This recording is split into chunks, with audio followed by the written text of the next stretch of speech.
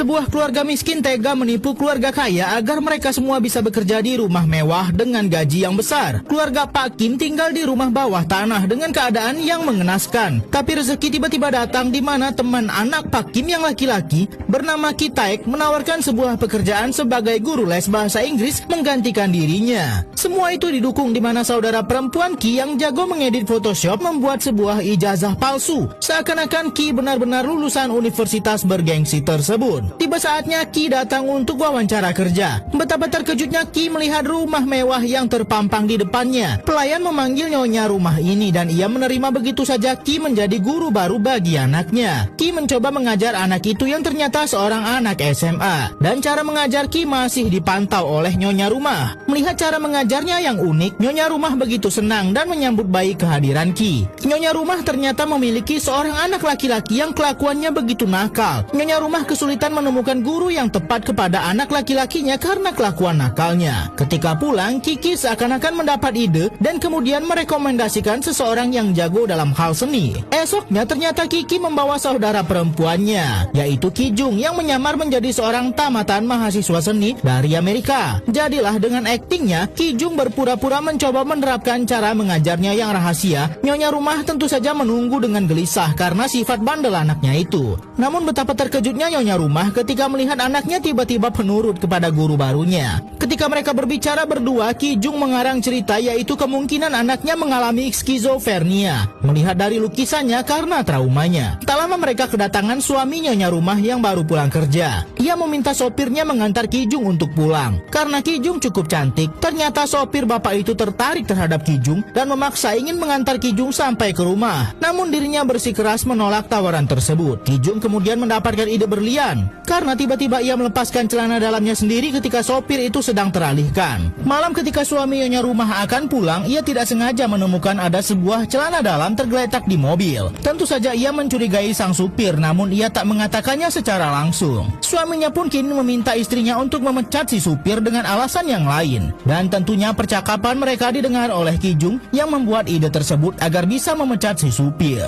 Ia kemudian berpura-pura seakan baru datang dari atas. Ketika pulang, nyonya rumah bertanya soal supir kepada Ki Jung karena dirinya sempat diantar pulang oleh supir itu. Ketika itulah Ki Jung yang kemudian memberi rekomendasi seorang supir yang kompeten dan sudah berpengalaman bertahun-tahun menjadi supir. Ternyata Ki Jung ingin memasukkan ayahnya bekerja di rumah orang kaya itu. Jadilah akhirnya sang ayah pun kini berhasil masuk menjadi pegawai di rumah tersebut. Kali ini Ki Jung mendapat ide kembali untuk menyingkirkan pelayan rumah itu yang sudah lama bekerja di sini. Tiba-tiba saja ketika Kiki mengajar, anak si nyonya rumah mengatakan bahwa ia ingin sekali makan buah persik. Namun buah itu terlarang di rumah ini. Jadilah mereka tahu alasan sebenarnya karena ternyata pelayan itu alergi terhadap buah persik. Dan Ki Jung kemudian membeli buah tersebut dan mereka akan mengikis bulu-bulu buah persik itu. Kiki akan menebarkannya diam-diam di dekat pelayan rumah tersebut. Benar saja pelayan itu jadi batuk-batuk dan kemudian pergi ke rumah sakit untuk berobat. Ternyata di rumah, Ki Jung yang sudah membawa buah persik kemudian menebarkan bubuk buah persik itu di dekat ibu pelayan itu. Pas sekali ketika nyonya rumah pulang, ia mendengar ibu pelayan itu batuk-batuk begitu kencang. Pak Kim menambahkan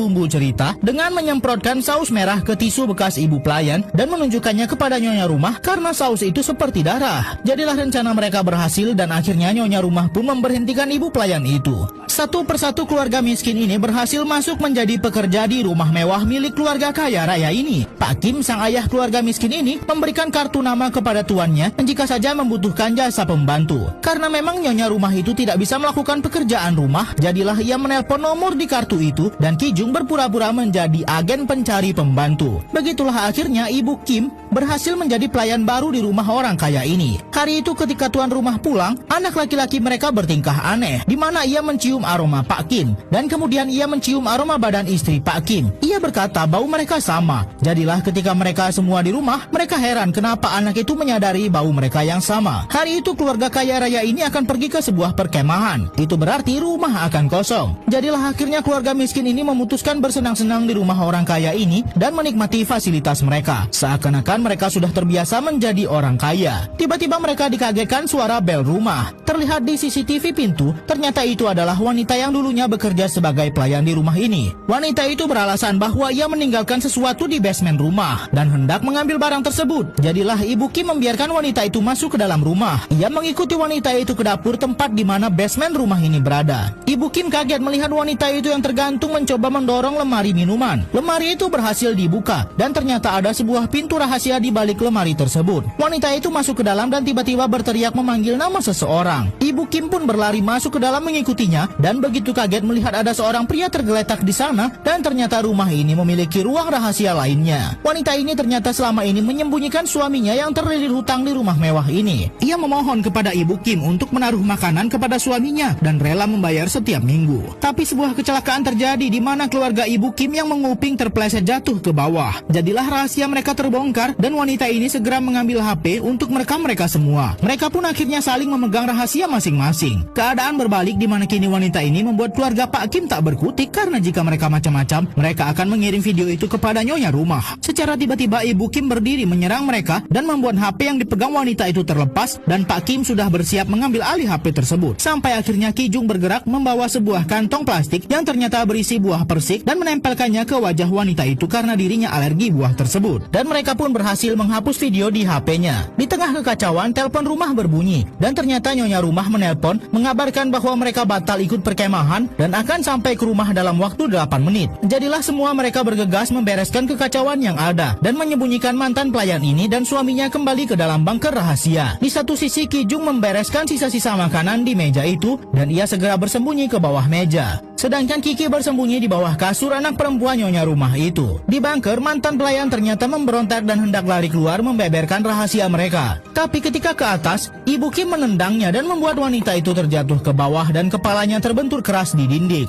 Pak Kim kemudian mencoba memasukkannya kembali ke dalam bunker dan menutup lemari itu. Di satu sisi, suami mantan pelayan itu menekan tombol yang ternyata terhubung dengan lampu di rumah ini. Pak Kim kemudian mengikat pria itu agar tidak bisa bertingkah mencurigakan. Keluarga Pak Kim satu persatu keluar dari persembunyian mereka ketika mereka semua sedang teralihkan. Dan mereka semua bersembunyi di bawah meja di ruang keluarga. Kedua suami istri ini akhirnya tidur di kursi itu dan tiba-tiba sang suami berkata, ia mencium aroma tubuh Pak Kim. Ia mengatakan aroma tubuh Pak Kim seperti bau orang miskin. Dan di bawah meja itu Pak Kim mendengar semua kalimat-kalimat yang merendahkan yang diucapkan oleh tuan rumah. Akhirnya suami istri itu tertidur dan mereka semua harus segera keluar dari sana diam-diam. Rumah mereka yang berada di bawah tanah tentu saja hampir tenggelam. Ditambah jendela rumah mereka tidak bisa tertutup. Di tempat berbeda mantan pelayan itu sudah terbangun namun dirinya kemudian muntah-muntah. Ia merasakan ajalnya sudah dekat karena kepalanya terbentur keras. Suaminya yang terikat tidak bisa membantu dan akhirnya menekan tombol lampu dengan membabi buta mengirim sebuah kode Morse yang ternyata dilihat dan dimengerti oleh si bungsu keluarga kaya ini. Sedangkan keluarga Pak Kim harus keluar dari rumah mereka mengungsi bersama para korban banjir yang lain. Pagi itu tiba-tiba Ki Jung anak perempuan Pak Kim mendapat undangan dari nyonya rumah untuk hadir ke acara pesta dadakan yang diadakan karena dirinya adalah guru seni bagi anak bungsunya. Anak perempuan nyonya itu juga mengajak guru les bahasa Inggrisnya yang adalah anak laki-laki dari Pak Kim untuk hadir juga di acara pesta dadakan itu. Pak Kim sendiri harus menemani nyonya rumah belanja keperluan pesta itu. Dan ketika mereka akan pulang, dengan gaya orang kaya, nyonya Pak Kim menaikkan kakinya di atas bangku di depannya. Lalu tiba-tiba wanita itu mencium ada bau tak sedap di mobil yang berasal dari tubuh Pak Kim. Pesta akan dimulai di mana Pak Kim juga diminta memakai atribut suku Indian untuk memberi kejutan. Namun Pak Kim kelihatan keberatan dan tuannya memarahinya karena dirinya sudah digaji begitu besar dan tidak boleh mengeluh. Di satu sisi, Kiki anak laki-laki Pak Kim diam-diam mencoba ke bawah tempat mantan pelayan dan suaminya disekap. Hampir saja kepala Kiki dihantam dan ia berhasil kabur keluar. Namun tali di lehernya menyangkut dan ia terjatuh. Bapak ini kemudian keluar membawa pisau yang ada di dapur. Pria itu bergabung dengan orang-orang kaya yang sedang berpesta dan tidak menyadari kehadirannya. Pria itu kemudian berlari menusuk pisau itu tepat ke dada Ki Jung. Pak Kim mencoba menyelamatkan anaknya yang ditusuk. Tuan rumah ini mencoba mengambil kunci mobil yang tertindih, namun ia menahan nafas karena bau busuk dari tubuh pria gila itu. Pak Kim melihat hal itu membuat emosinya terpancing. Berlari menusukkan pisau itu ke tuannya sendiri. Ia kemudian lari kabur dari rumah itu.